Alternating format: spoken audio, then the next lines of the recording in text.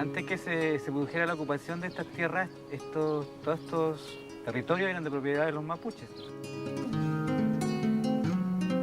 Se decidió finalmente ocupar este territorio militarmente, se envió al ejército, se refundó Angol, se siguió avanzando hacia el sur, se fundó Lumaco, Urén, y en 1864 se decidió fundar Los Sauces.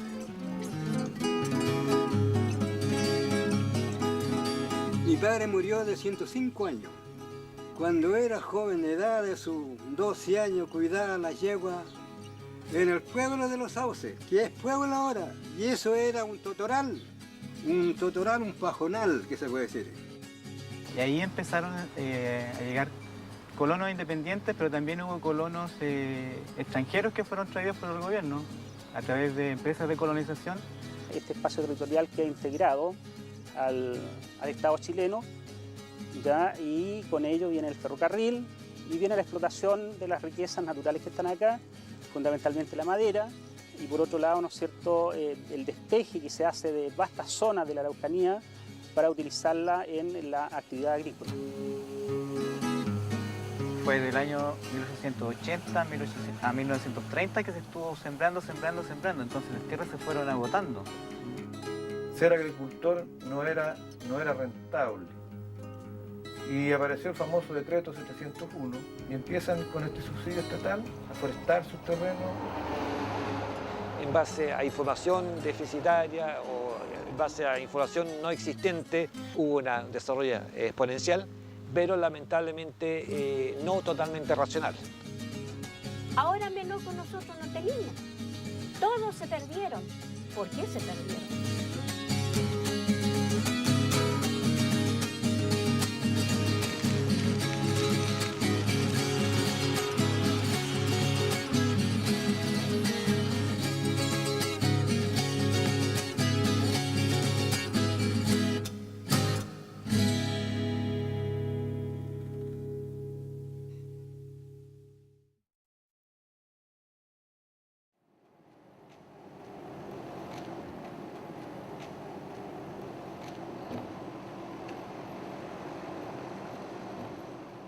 Italia estaba pasando por por un periodo bastante caótico en el sentido político y económico.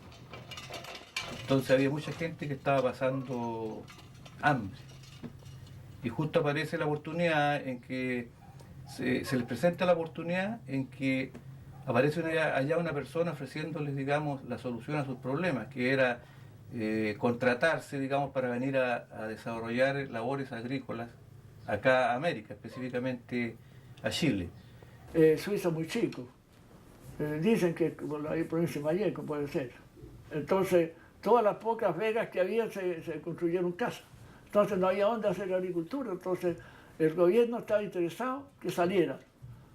Hay un sector importante de colonos que en sus países no tenían posibilidades de poder sustentar, de poder proyectar. Entonces les daban la posibilidad de embarcarse a lo desconocido, en donde se suponía que iban a enriquecerse.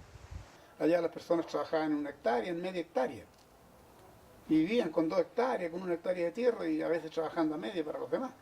Entonces, el 60 hectáreas de tierra con una casa bonita, decía, confortable, bueno, venían a hacerse la América.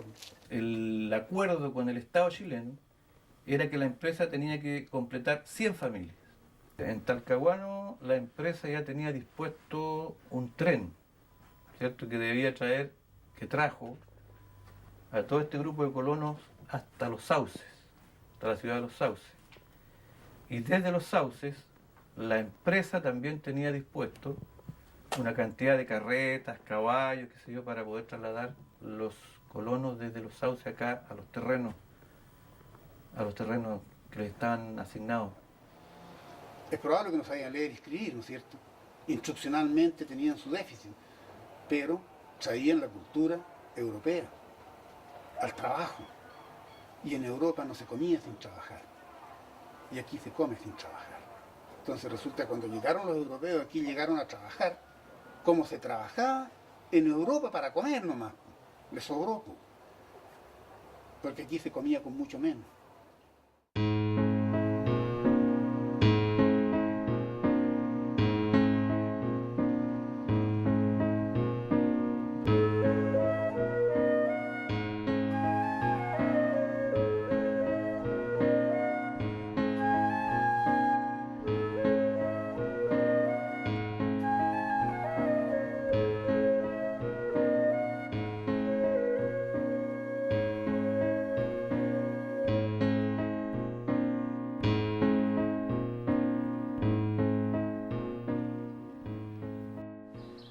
Acá habían agrupaciones mapuches y una de las que había acá era la de los abajinos, que ocupaban todo el valle desde la cordillera de Nahuelbuta hacia la depresión intermedia. Se vivía en armonía, se vivía en unión con las comunidades. Si tenían un quedao, un rucatún, todos venían a ayudar.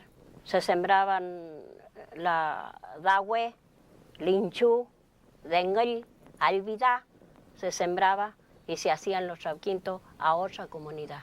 Hualpu, el Mapu, iban nuestros abuelos a hacer intercambios, se llaman eso, ¿no? Son los cereales.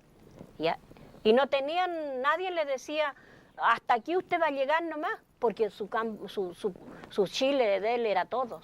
Nadie lo atajaba. Ellos, la relación con la tierra es distinta a la nuestra. Y nosotros, el sentido capitalista de la tierra, acá, para nosotros, ellos en su sociedad no lo tenían. ¿Ya? Y por lo tanto, esa relación, esa forma de ser tiene que ver con otra cosmovisión, con otros elementos culturales propios. Efectivamente, podría decirse que era una sociedad de la abundancia, por la diversidad, ¿cierto? Porque cazaban, pescaban, tenían agricultura, tenían control de distintos nichos, hacían intercambio entre grupos, los grupos más cercanos a la costa o a los lagos, obtenían productos que los intercambiaban con sus familiares o grupos mapuches más cercanos a la precordillera que tenían otros productos. O sea, si tú lo ves desde el punto de vista de la dieta, de la alimentación, de la riqueza calórica, era con bastantes posibilidades. Ellos eran dueños de todas estas tierras que las dedicaban a la agricultura también sembraban trigo y a la ganadería. Tenían un comercio incluso con Argentina de ganado. Antes de que llegaran, digamos, las fuerzas de ocupación del ejército chileno a invadir estas tierras.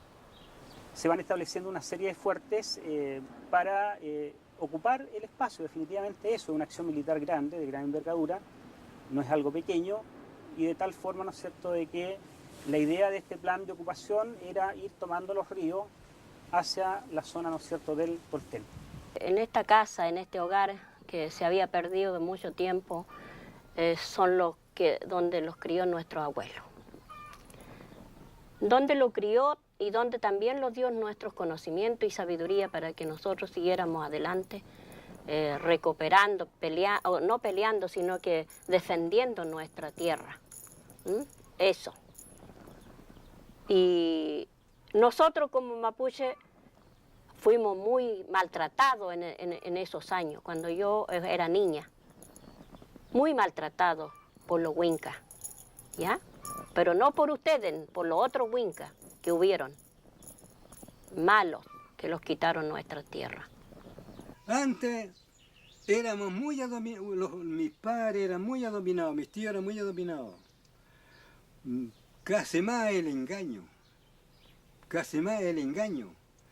Güeñicito le decían, compadre le decían, socio le decían. Trabajemos socios, ellos trabajaban la tierra. ¿Ah? Y nosotros casi más cuidando el ganado, así éramos. Después, cierto, que se ocuparon estas tierras, se dominaron a los indígenas mapuches, el gobierno, como les digo, pasó a hacerse dueño de todas estas tierras y empezó a rematarlas en Santiago, en subasta pública, a la gente que se interesara. Y se compraban lotes de 500 hectáreas más o menos y se formaron grandes haciendas. Y ahí empezaron a llegar colonos independientes, pero también hubo colonos extranjeros que fueron traídos por el gobierno. A través de empresas de colonización se asignaron terrenos acá en Purén, en Chacayal, se trajeron suizos de Europa. Acá en Quecheregua, en Taiguén, igual trajeron ahí colonos suizos, franceses, alemanes. Y más recientemente, en el principio del siglo XX, acá en Pastene también se trajeron italianos para colonizar esos territorios. Los indios nunca molestaron. Venían sí con las tutucas, con las bandas, llegaban por ahí cerca nomás y ellos se venían, mi mamá, o sea, mi papá, las hermanas, se venían a cobijar ahí en el cuartel que llamaban ahí, donde estaba la escuela de niñas, la escuela de hombres, la iglesia, esa manzana ahí, se llamaba el cuartel porque había un regimiento, se llamaba Lautaro. Entonces ahí se venían ellos a cobijar, pero nunca llegaron acá, porque ya sabían ya con lo que les podía pasar, porque aquí estaban armados. Una vez que a los mapuches lo tienen controlado militarmente, los reducen en determinados territorios y de 1886 hasta 1929 van agrimensores pasando para ver, a ver usted quién es su familia, entonces el título de merced de tierra, con éxito el Estado Nacional reduce, restringe, fija a los mapuches en determinadas zonas y el resto lo declara fiscal y lo va entregando a colonos. Mucho sufrimiento tuvimos, no teníamos comida. Los fundos estaban casi en la puerta de la casa ya, quitando nuestras tierras. Lo que tenían plata, lo que querían quitarlo nuestras tierras. Los señores de Misma tenían miles y miles de hectáreas de tierra. Y tenían 250 medieros. 250 medieros, pero en todos los fondos se reducía eso. Y nunca ellos perdían la municipalidad, nunca lo perdían. Porque con toda la gente que ellos tenían, ganaban la municipalidad. Lo volvían a ganar cuando así era. Los que compraron por remate fiscal eran gente que tenía buenas condiciones económicas porque compraban grandes lotes de terrenos. Fue el caso, por ejemplo, de los Smithman acá, de los Dufay acá en Santa Rosa, de otros más que compraban acá en San Ramón, que llegaron a acumular hasta 15.000 hectáreas, 12.000 hectáreas, que eran haciendas dedicadas íntegramente a la producción de cereales, trigo, cebada y ganadería también. Yo como niña me atropellaron, me acuerdo, cuando era niña, porque siempre el mapuche crió mucha caspera que los chivos, criaron muchas ovillas que son las ovejas, ¿ya? Y entonces se pasaban en el fondo y ahí nosotros con el caballo los pisaba el caballo, lo guasqueaban también. Entonces, la vida de nosotros como mapuche fue muy triste, muy triste. Si no tuviéramos un Echen, nosotros a lo mejor no existiríamos aquí. Lo querían terminar, matarlo a todos, para hacerse cargo de las tierras. Mi abuelo, el hombre bastante activo, era dentro de la llegada de muchos de estos colonos, un hombre relativamente preparado. O sea, cuando él llegó aquí a los 17 años ya tenía una educación de nivel secundario, como lo llamáramos hoy día en Chile. Y bueno, hay un dicho en Chile y en todas partes del mundo que dice que en el país de los ciegos el tuerto es rey. Entonces, rápidamente el abuelo materno mío se formó una buena situación, trabajó bien, se asociaron con esos otros dos agricultores, progresaron mucho, comerciaron mucho y llegaron a tener, qué sé yo, entre los 3,50 o 55.000 hectáreas de suelo trabajado especialmente en granos.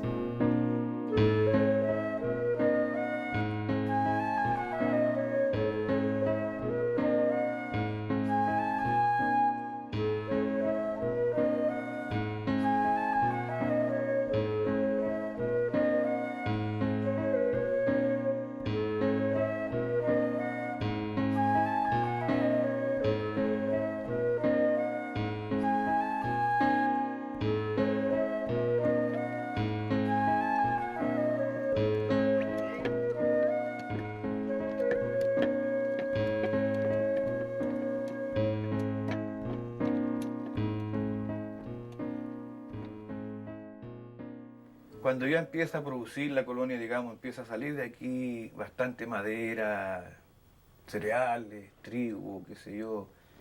Entonces surge la necesidad de la creación de un ferrocarril que conecte este lugar con la línea central, digamos que lo más cercano aquí era la línea entre Renaico y Los Sauces. Entonces el tren, claro, comunicó a Pastene con el mundo. O sea, aquí no había comunicación, pues se iba a ir a Sayense ya en carreta, una carretada de madera, y se echaba una semana en ir y volver, para traer también vituallas, cosas que compraban, los italianos traían.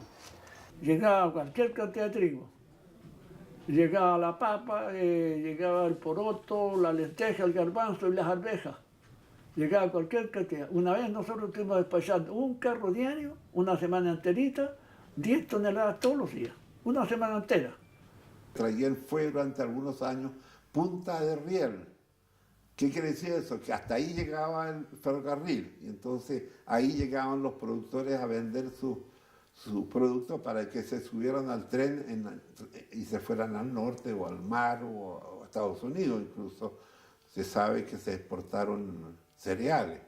Como acá había poca mano de obra y se necesitaba, eran miles de hectáreas las que se sembraban y que se cosechaban, necesitaban personal y lo que había acá no era suficiente, iban a buscar al norte, a Chillán específicamente, a contratar campesinos para que vinieran a trabajar acá a la zona, los traían en tren, ¿cierto? Les habilitaban, qué sé yo, especies de barracones donde podían dormir, los alimentaban, les daban. Se usaba mucho en ese tiempo la galleta, que era como una tortilla que le daban porotos para que se alimentaran. Claro que era un sistema bien exigente de trabajo, porque no sé si han escuchado la frase de sol a sol, era tal cual. Y trabajar noche y día. Le digo cómo trabajar noche y día, entonces trillaban en el día y la paja lo desparramaban, no sé, y después en la noche la llegaban en juego. Con esa luz trabajaban en la noche. Así era. La explotación que se hizo de los bosques de la cordillera Nahuelbuta, se sacaron durmientes, maderas para hacer duelas, pipas, bueno, y madera para construir todo eso. Yo recuerdo de mi niñez, por ejemplo, que íbamos a jugar a los recintos de acopio de la estación, cientos de castillos de estaca de pellín. Antiguamente todos los trabajos hasta el año 35, 40 se hacían con fuerza animal, con bueyes, hasta que llegaron los primeros tractores, las primeras automotrices o cosecheras que usted más de alguna vez ha cruzado en el camino.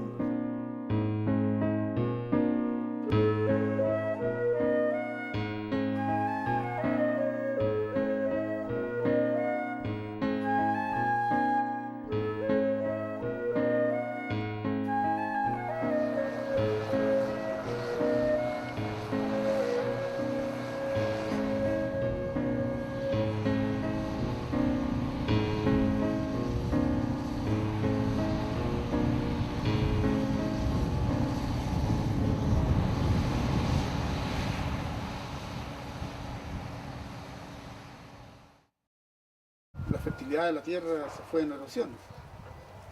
Se fue erosionando y ya después también fueron cambiando las formas de trabajo y empezaron a trabajarse el trigo en grandes cantidades en la zona central, ya se trabajaba con tractor, maquinaria, entonces fue quedando obsoleto el sistema. Lógico, terrenos que no habían sido cultivados daban grandes rindes o rendimientos en sus comienzos y que fueron declinando. En el año 30, 40 máximo duró, las haciendas empezaron a achicarse, los dueños a vender los fondos y todo fue decayendo. Y fue haciéndose anticomercial sembrar trigo. Entonces todo eso fue bajando un poco de precio, los precios relativos bajaron muchísimo. Entonces no era comercial sembrar trigo, claro que seguía sembrando trigo la gente para consumo y aún así seguían sembrando, sí. Pero ya fueron bajándolo hasta que al final no fue negocio. los años 60, claro, se empezaron a aplicar las políticas de reforma agraria porque los latifundios, los fondos que quedaban acá ya estaban como improductivos. Los gobiernos de la época consideraron que los grandes propietarios no estaban haciendo producir las tierras como debía ser, por lo tanto había que subdividirlas, parcelarlas y entregárselas a los campesinos, y esa fue, digamos, la esencia de la reforma agraria.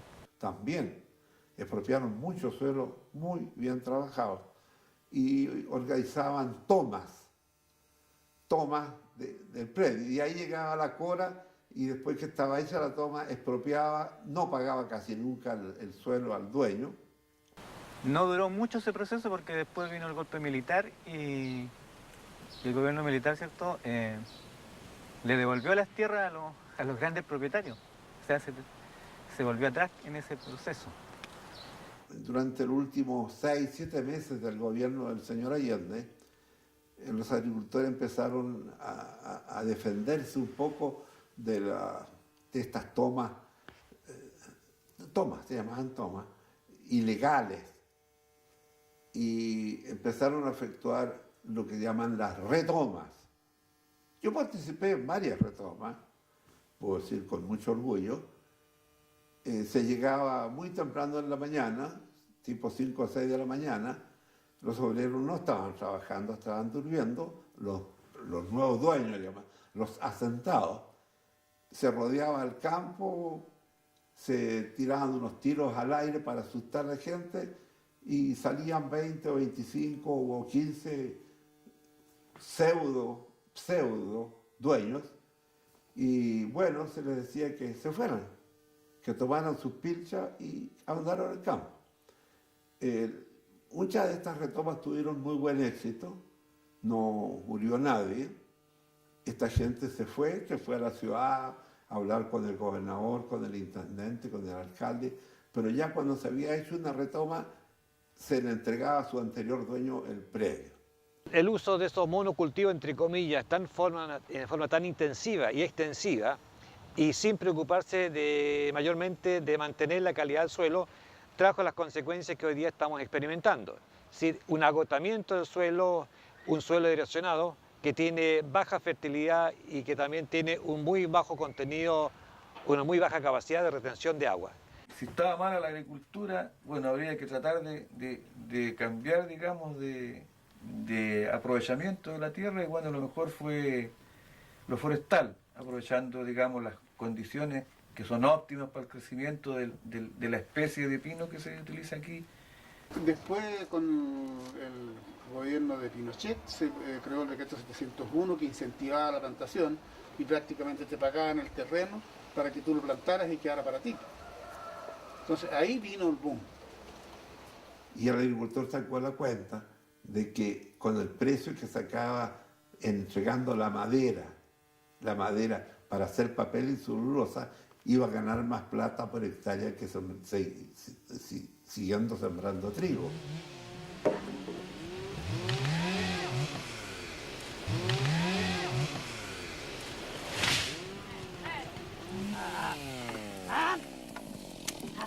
Bueno, yo aprendí de motosierrista bien cuando llegó Forestal Cerda a Fondo Rincón, y ahí me dieron la oportunidad de entrar como motosierrista.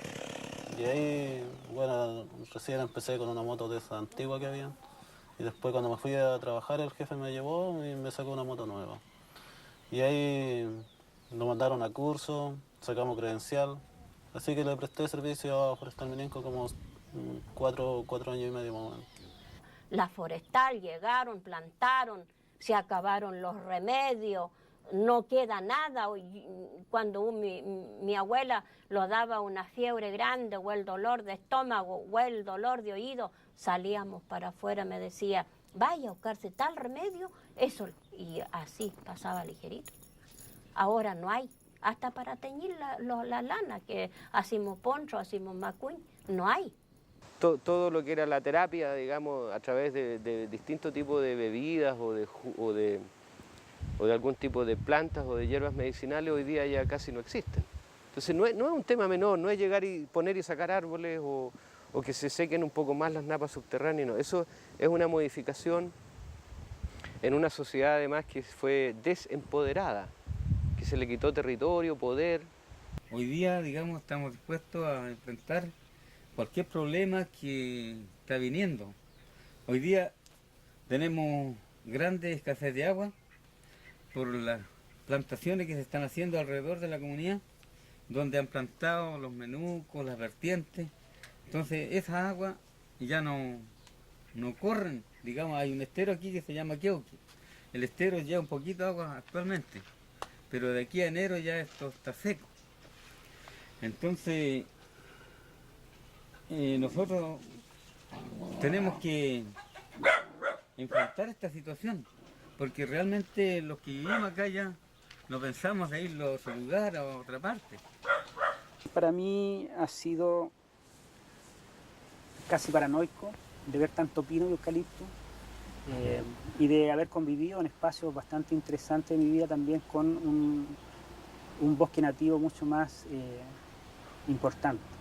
Yo diría que en la zona complicada, lamentablemente ha habido un uso muy irracional del suelo, con muy poco cuidado. Incluso eso de suelo es relativo porque prácticamente ya no existe.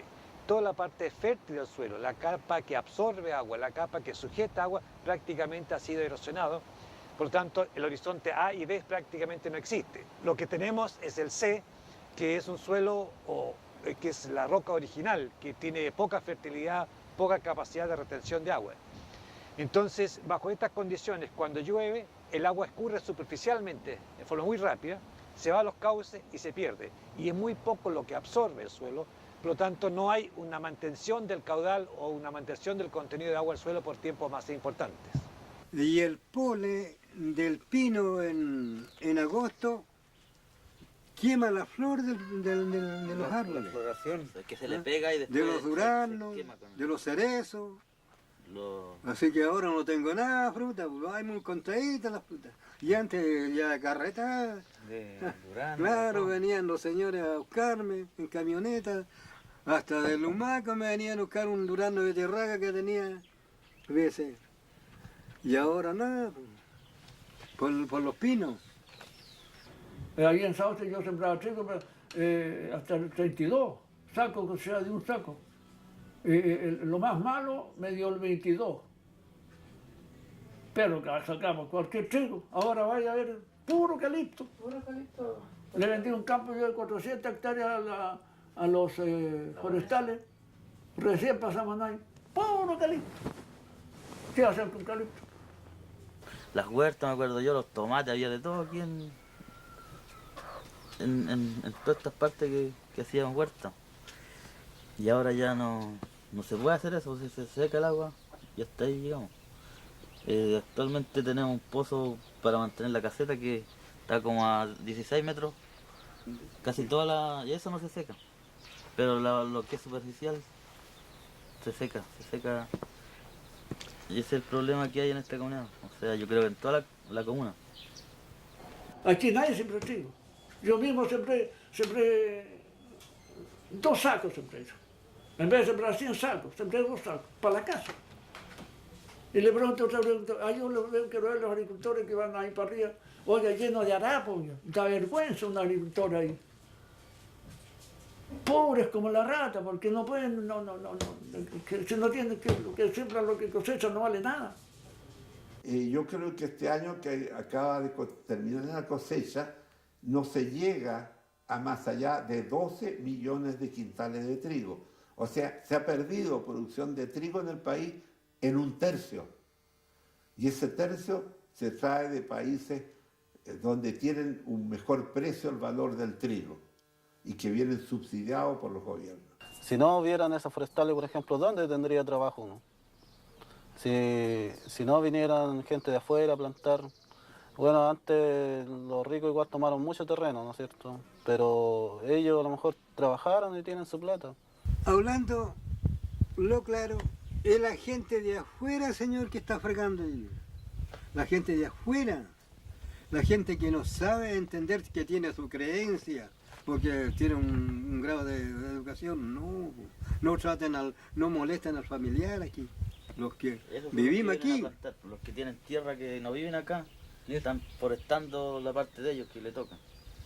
Lamentablemente todavía en Chile las leyes son un poco débiles y en parte esto se explica porque los científicos han aportado todavía muy poca información para que se puedan desarrollar leyes efectivamente de peso. Mi verdad, no la verdad, no hay otra alternativa, no hay otra alternativa que la forestación. Y reforestación, porque está el 80% forestado. Seguir reforestando y viviendo los palos. ¿Qué cosa podríamos producir? ¿A ustedes se les ocurre algo? ¿Qué cosa podríamos hacer aquí en esta zona si no fuera forestal? Si no tuviéramos palos. ¿Qué podríamos hacer? Si lo mira uno desde el punto de vista de nuestra tierra, yo he visto el deterioro que ha tenido el espacio físico, ¿ya? He visto la contaminación de los ríos. Recién ahora hablamos, ¿no es cierto?, de establecer en toda esta zona plantas de tratamiento de agua servida. Pero resulta de que el daño que tiene ya es tremendamente alto. ¿Cuánto vamos a recuperar de esas aguas? ¿Ya? Hay que racionalizar la actividad forestal para que sea efectivamente rentable y para que sea un progreso para todos, no solamente para algunos. Porque el recurso agua, yo pienso que en el futuro es una cosa muy importante. Yo diría que en el futuro las principales guerras van a ser producto por el requerimiento de agua, por la necesidad de captar agua, que por otros motivos.